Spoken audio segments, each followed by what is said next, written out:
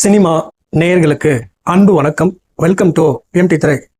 தமிழ் சினிமாவில் முன்னணி ஹீரோக்களில் ஒருவரான சிவகார்த்திகேயன் நடிப்பில் சமீபத்தில் வெளிவந்த படம் தான் பராசக்தி. இந்த படத்தை இயக்குனர் சுதா கொங்காராவ் இயக்க ஜிவி பிரகாஷ் இசையமைத்திருந்தார். ரவிமோகன் முதல் முறையாக இந்த படத்தில் வில்லனாக நடித்திருந்தார். இவருடைய நடிப்பு அனைவராலும் பாராட்டப்பட்டது.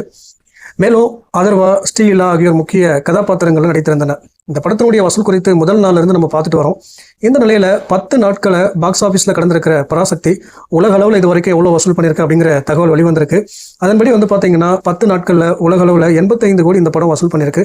இனி வருகிற நாட்களில் இந்த படத்தினுடைய வசூல் எப்படி இருக்கும் அப்படிங்கிறத பொறுத்திருந்து பார்க்கலாம். கடந்த ஆண்டு தமிழ் சினிமாவிற்கு கிடைத்த தலை சிறந்த திரைப்படங்களில் ஒன்றாக சிறைப்படம் அமைந்தது. அறிமுக இயக்குனர் சுரேஷ் ராஜகுமார் இயக்கத்தில் விக்ரம் நடிப்புல உருவான இப்படம் கடந்த டிசம்பர் மாதம் வெளியானது. உண்மை சம்பவத்தை மையமாக கொண்டு உருவான இந்த படத்துல எல்கே அக்ஷய்குமார் மற்றும் அனிஷ்மா அனில்குமார் ஆகியோர் முக்கிய கதாபாத்திரங்கள் நடித்திருந்தனர்.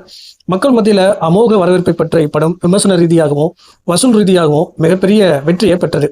இந்த படம் வெளிவந்து 25 நாட்கள் ஆகியுள்ள நிலையில இதுவரைக்கும் உலக அளவில் இந்த படம் எவ்வளவு வசூல் பண்ணிருக்கு அப்படிங்கிற தகவல் வெளிவந்திருக்கு.